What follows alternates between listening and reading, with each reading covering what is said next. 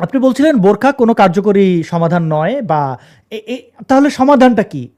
যে পুরুষরা আম, ধর্ষণ মনা মানে ধর্ষণ করতে চায়, নারীর উপর নারীদেরকে মানুষ মনে করে না, তাদের এই এই সমস্যার সমাধান কিভাবে করা উচিত? এক কথায় তাদের দৃষ্টিভঙ্গি পরিবর্তন করতে হবে, তাদেরকে তাদের জায়গা থেকে সরে আসতে হবে। তারা একটা নারীকে নারী হিসেবে না দেখে প্রথমত তাকে একটা মানুষ হিসেবে দেখতে হবে। তার মাইন্ডে এবং কি মননে, চিন্তায়, বিশ্বাসে, সবকিছুতে তাকে এটা বিশ্বাস করতে হবে, এটা আগে একজন মানুষ, তারপরে সে একজন নারী। এই এইটা যদি একজন মানুষ লালন করতে পারে, তার মধ্যে ধর্ষণ করার ইচ্ছা বিন্দু পরিমাণে আসবে না, হুম। কিংবা একটা নারীকে অসম্মান করবে, কটু কথা বলবে, এই চিন্তা ভাবনাও তার মধ্যে আসবে না। আচ্ছা, আপনি তো একজন নারী, আমরা এখানে স্ক্রিনে দুজন পুরুষ আছি, আপনি আমাদের চেয়ে অনেক বেশি পুরুষদের মনস্তত্ত্ব বুঝতে পারবেন। আম, একটা জিনিস আমি স্পষ্ট করে দায়িত্ব নিয়ে বলতে পারি, ধর্ষণ তারাই করে যারা কাপুরুষ, যাদের মানে পুরুষত্ব, মানে ধর্ষণ মানে কিন্তু যৌন সঙ্গমের আকাঙ্ক্ষা থেকে না, যারা সেক্সুয়ালি ফ্রাস্ট্রেটেড বা যৌনতা কি জানে না, বা খুবই বিকৃত মানসিকতা বহন করে, তারাই একমাত্র ধর্ষক হয় বা ধর্ষণের চেষ্টা করে। সুপুরুষ কখনো এই কাজটা করবে না, কারণ পার্টনারের কাছ থেকে মানে যাই হোক সেদিকে আর না যাই, এটা আপনারা সবাই ব্যাখ্যা জানবেন। এবং দ্বিতীয় কথা হচ্ছে যে কখনোই নারীর শরীর বা নারীর কই কোনো পুরুষ যদি কোনো কাপড় পরে, যে যে আমরা তো পুরুষদেরকে জাপটে ধরা বা ইয়ে করার ক্ষেত্রে নারীদেরকে আসতে দেখি না, কারণটা কি? তো এটা একটা অজুহাত মাত্র। একই অজুহাতে অনেকে মাদ্রাসায় বলৎকারকে, শিশু ধর্ষণকে অনেকে সমকামিতা বলে থাকেন। এটা একটা ভুল কথা, এটা সমকামিতা নয়, এটা হচ্ছে যে এরা কেউই সমকামী নয়, এরা মানে যে বাচ্চা তার তো কোনো এটা কি হচ্ছে তার তার তো জানারই ক্ষমতা নেই। এবং যে মোল্লা, যে শিক্ষক বা যে সিনিয়র বড় ভাই তার সাথে এই অপরাধটা করছে, সে শুধুমাত্র এই ইসলামিক সন্ত্রাসবাদের কারণে এটা করছে, কারণ তাকে বলা হয়েছে নারীরা হারাম, নারীদের মুখ দেখা যাবে না, নারীদের কাছে যাওয়া যাবে না। তো সে দুধের স্বাদ ঘোলে মেটানোর পন্থা হিসাবে এই শিশুদেরকে ধর্ষণ করে। কারণ সে শিশুদেরকে, দেখুন, প্রত্যেকটা ধর্ষক সে শিশু ধর্ষণ করুক, পুরুষ অথবা নারী অথবা প্রাপ্তবয়স্ক কাউকে ধর্ষণ করুক, ধর্ষকের মূল এরা হচ্ছে সমাজের কাপুরুষ, বললাম না, এরা দুর্বলের উপরে তারা প্রতিশোধ নেয়।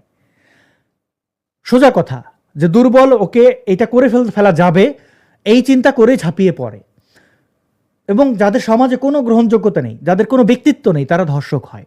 এবং সেটা শিশুর ক্ষেত্রে সবচেয়ে বেশি। এটাই যেহেতু তার ছোট, এবং শিক্ষকরা মনে করে যেহেতু আমার ছাত্র ধর্ষণটা করার পরে কোরআন হাতে নিয়ে শপথ করায়।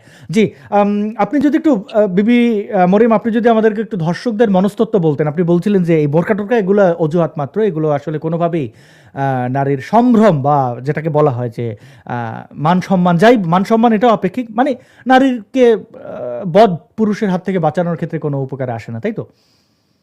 জি ভাইয়া, ধর্ষকদের মনস্তত্ত্ব বলতে ভাইয়া, আপনি জিনিসগুলোর যত বেশি ঢেকে রাখবেন, যত বেশি গোপন রাখবেন, দেখবেন ভাইয়া আমাদের গোপন জিনিসের প্রতি একটা আকর্ষণ থাকে সবসময়। আপনি হুম। যদি আপনার বাসায় একটা জিনিস লুকিয়ে রাখবেন, আর একটা বাচ্চা, কোনো একটা বাচ্চার সামনে কোনো একটা জিনিস আপনি লুকায় রাখবেন, দেখবেন যে সে বারবার ওই দিকে তাকাবে।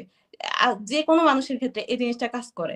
তো আপনি যত বেশি ঢেকে রাখবেন, যত বেশি লুকিয়ে রাখবেন, যত বেশি আপনি মানুষদেরকে এগুলোর ব্যাপারে না বলবেন, তত বেশি সেদিকে মানুষ বেশি ঝুঁকবে। এই তো আমাদের ইসলাম ধর্মে কি আছে, প্রেম, ভালোবাসা, এগুলো সবকিছুই হারাম। তো আমরা এত এত হারাম হারাম বলতেছি যে এই দিক দিয়ে কি হচ্ছে, হারাম। কিন্তু পুরুষদের বলেন, স্বাভাবিক যে তাদের যে যৌন আকাঙ্ক্ষা কিংবা স্বাভাবিক যে ন্যাচারাল যে সিস্টেমটা, সেটাকে যখন আপনি দমন করবেন, তখন এটা মানুষের মধ্যে আরো বেশি বৃদ্ধি পাবে। তখন তাদের মধ্যে এমন একটা সিচুয়েশন তৈরি হবে, তারা ধর্ষণ ছাড়া বা কিংবা তাদের এই ওয়ে ছাড়া, বলৎকার বলেন বা বাচ্চাদেরকে রেপ করা বলেন, এইগুলোর প্রতি তারা আরো বেশি ঝুঁকবে। তো আমাদের সমাজকে যদি আমরা আলোকিত করতে হয়, সবার প্রথমে আমাদেরকে এই হারাম হারাম বিষয়গুলো থেকে আমাদের বেরিয়ে আসতে হবে, তারপরে যাই এটার একটা সলিউশন আসবে। আম, ধন্যবাদ। মুফতি ইমরান বিন বশির, আপনি শুনছিলেন জেদনির কথা। তো তিনি যে আমাদের মাঝে আত্মপ্রকাশ করলেন, এতে আহ, কি মনে হয় বাংলাদেশের যারা বস্তাবন্দি নারীরা রয়েছেন তাদের কি কি উপকার হতে পারে বলে আপনি মনে করেন? আহ অনেকটা অনুপ্রেরণা পাবে। আসলে বস্তাবন্দী নারীরা হতে চায় না। ধর্ম এমন একটা জিনিস, এই বিশ্বাসটা যেভাবে হুজুররা আমরা ইসলামটাকে যেভাবে বিকৃত বলতে মানে 1450 বছর আগের যে ইসলাম, সেই ইসলাম কিন্তু আমরা শুনাই না। আমাদের হুজুররা এখন শুনান না। যেমন পর্দার কথাই যদি বলেন, এটাকে শালীনতা হিসেবে দেখানো হয়।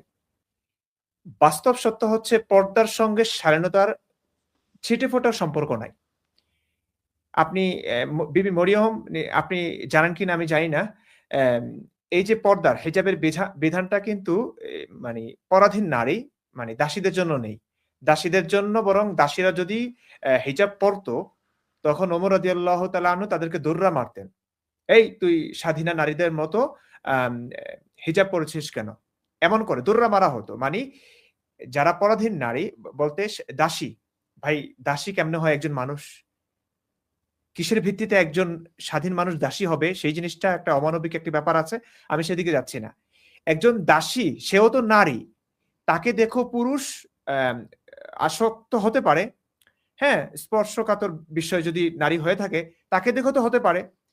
এখন তার বুক, পেট, পিঠ সব খোলা রাখা জায়েজ। মানে দাসীর সতর হচ্ছে মনে করুন পুরুষের মতো। হাঁটু থেকে নাভির নিচ পর্যন্ত। এই হচ্ছে দাসীর সতর। বাকি অংশ খোলা রাখা জায়েজ।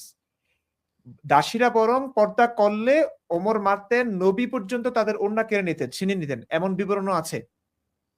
তো আপনি সেক্ষেত্রে কি বলবেন? পর্দার সঙ্গে স্বাধীনতার কোনো সম্পর্ক নেই। কিন্তু আজকে আলেমরা যেভাবে বলছে যে পর্দার সঙ্গে স্বাধীনতার সম্পর্ক। যেন পর্দা মানি একজন নারীর ইজ্জত, সম্মান সবকিছুর পরিচয় বহন করে এই পর্দা, হিজাব, বোরকা। ব্যাপারটা আসলে কিন্তু এরকম না।